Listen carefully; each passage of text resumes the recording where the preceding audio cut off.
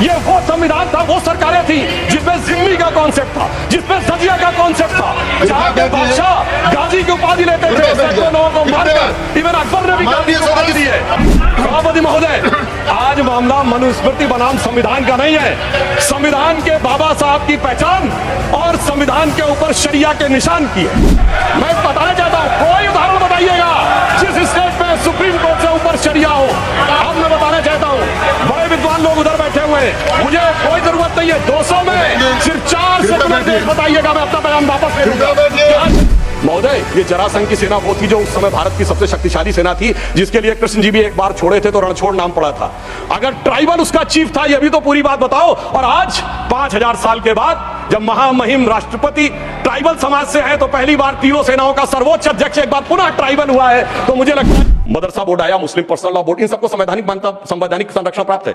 4 पत्नी रखना, ट्रिपल तलाक, हलाला, मेहरम, बालिका से विवाह करना, तलाकशुदा महिला को कोई मुआवजा न देना, हज सब्सिडी, वक्फ बोर्ड। अब मैं कहना चाहता हूं, मैं विनम्रता से कहना चाहता हूं कि इन लोगों ने इस कॉन्स्टिट्यूशन को सेकुलरिज्म का शिकार करते हुए इसको पार्शियली शरिया कॉन्स्टिट्यूशन बनाने का प्रयास किया। अन्यथा कोई गैर मुस्लिम देश दिखा दे कि जिसमें किस प्रकार की बात हुई हो, कोई सेकुलर देश, 200 देश हैं, बड़े विद्वान लोग बैठे हुए हैं वहां पर।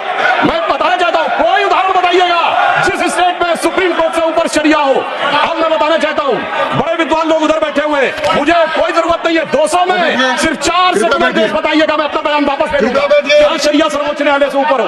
और मैं ये भी बताना चाहता हूं, इतना ही नहीं था सर, संविधान का अपमान आप लोगों ने किया। और मैं कहना चाहता हूं, जो लोग मनुस्मृति की बात करते हैं, उन्होंने इसको मौलवी स्क्रिप्ट बनाने का प्रयास किया भारत के संविधान को। यह अपने आप में शर्मनाक बात है। शर्म उस समय आनी चाहिए थी जब इस तरह के परिवर्तन कर रहे थे। और मैं एक और बात कहना चाहता हूं, मेरी बात गलत लगेगी तो मैं अपने बयान वापस ले लूंगा।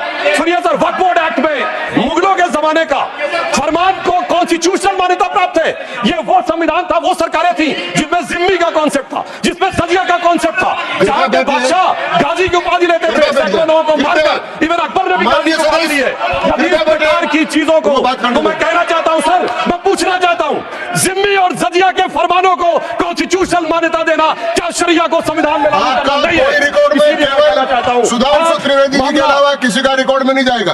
आज मामला, सभापति महोदय, आज मामला मनुस्मृति बनाम संविधान का नहीं है, संविधान के बाबा साहब की पहचान और संविधान के ऊपर शरिया के निशान की है।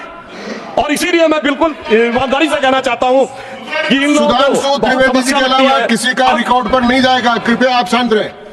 मगर मैं ये भी बात स्पष्ट करना चाहता हूं, हम कोई मुस्लिम समाज के खिलाफ नहीं है, शांति से अगर मुझे एक देश दिखा दीजिएगा जहां शरिया सर्वोच्च न्यायालय से ऊपर हो, तब बात करिएगा। मैंने उदाहरण कोट किया। अब मैं बताना चाहता हूं महोदय, हम मुस्लिम समाज के खिलाफ नहीं है। आज ही उस्ताद जाकिर हुसैन का देहांत हुआ है, उन्हें पद्म भूषण दिया, अटल जी की सरकार ने पद्म विभूषण दिया, मोदी जी की सरकार ने 2023। मैं पूछना चाहता हूं, ये बताइए आपको अब्दुल रहीम खान खाना, रस खान, मलिक मोहम्मद जायसी, अशफाक उल्लाह खान, वीर अब्दुल हमीद, डॉक्टर एपीजे अब्दुल कलाम क्यों नजर नहीं आते?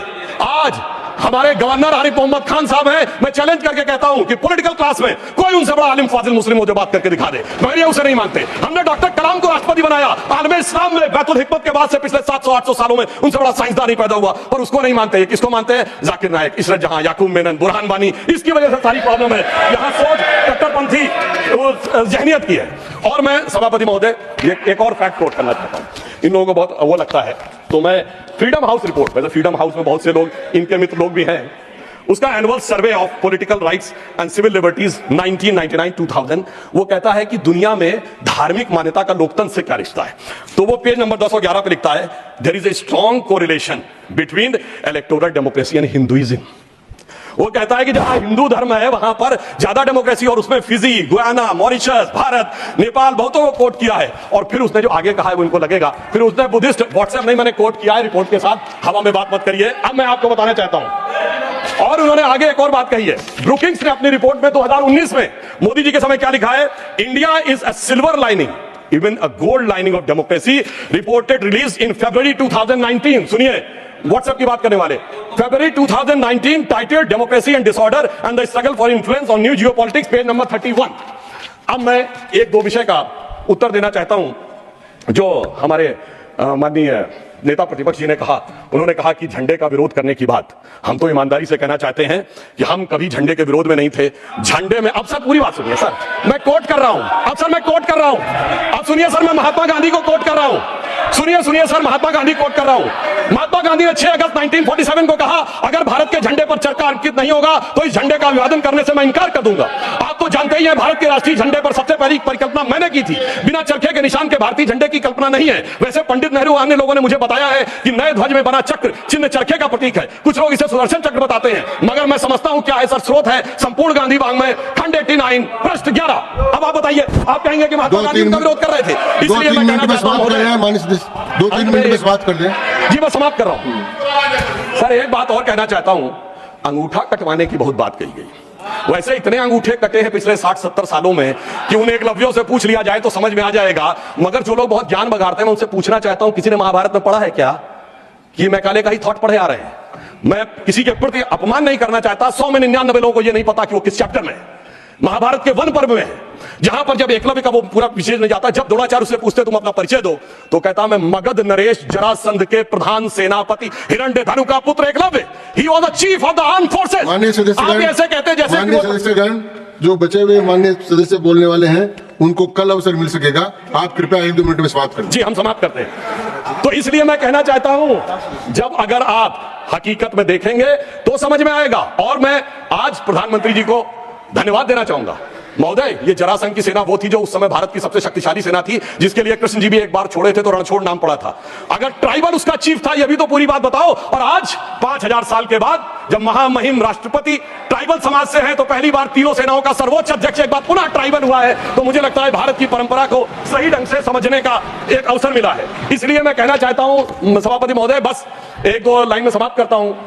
अगर महाभारत ही पढ़ना है तो महर्षि वेदव्यास की दृष्टि से पढ़ो, विदुर की दृष्टि से पढ़ो, शकुनी की दृष्टि से पढ़ोगे। भाइयों को लड़ाने वाले शकुनी की दृष्टि से तो यही नजर आएगा। मगर क्या बताए सभापति महोदय, ये भाइयों में लड़ाने वाले शकुनी, भाइयों में लड़ाने वाले मंथरा की मनोवृत्ति इतनी व्याप्त हो गई है देश में कि आज इस देश को, और मैं एक पॉइंट और कहना चाहता हूं सर, कमिटेड जुडिशरी की तो बहुत बात की गई, पर इस देश में एक ऐसा उदाहरण भी हुआ है जब एक जज कांग्रेस का नेता रहने के बाद जज हो गया।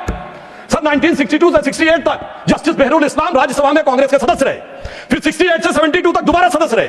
72 में उन्होंने रिजाइन किया और जाकर बन गए गुवाहाटी हाईकोर्ट के जज। फिर वो वहां बने चीफ जस्टिस गुवाहाटी हाईकोर्ट में। उसके बाद महोदय उन्होंने रिजाइन किया और बरपेटा से कांग्रेस का टिकट मिला। अब वो टिकट इलेक्शन काउंटरमांड हो गया। 84 में फिर राज्यसभा के सदस्य बन गए। अरे भाई, इस्तीफे के बाद आप बहुत कहेंगे कि जो राज्यसभा में आए कांग्रेस के नेता सांसद रहने के बाद, और उन्हें सुप्रीम कोर्ट का जज 8 महीने के गैप के बाद बनाया गया। मुझे लगता संविधान का इससे बड़ा अपमान नहीं हो सकता था जो हमें देखने को मिला। और अंत में सभापति महोदय, मैं सिर्फ ये कहना चाहूंगा एक पंक्ति में कि भारत की लोगों के बारे में एक विचार करिए। कुंभ का मेला होने जा रहा है, जो दुनिया का सबसे बड़ा ऑर्गेनाइजेशन है, और ये किस साइंटिफिक आधार पे होता है? जुपिटर के 12 साल के सर्किल पे। अरे उन्हें तो 200-300 साल पहले जुपिटर के सर्किल का नहीं पता था, हम हजारों साल से आ रहे हैं। मगर क्या बताएं महोदय, जिनकी सोच ही देश के लिए अलग है। तो मैं अंत में कहना चाहूंगा, उनके लिए हम लोग कभी एक गीत गाते थे जब हमारी सरकार नहीं थी, उगा सूर्य कैसा कहो मुक्ति का ये, उजाला करोड़ों घरों में न पहुंचा। तो मैं उनके लिए कहना चाहता हूं, न संयम व्यवस्था न एकात्मता है,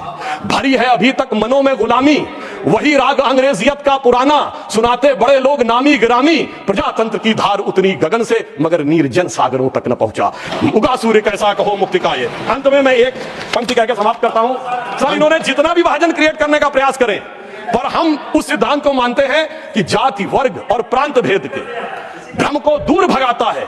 सबके मन का भाव एक है, सबकी भारत माता है, अनेकता में एक मंत्र को जन जन फिर अपनाता है। देखो प्यारा देश हमारा आगे बढ़ता जाता है। धन्यवाद।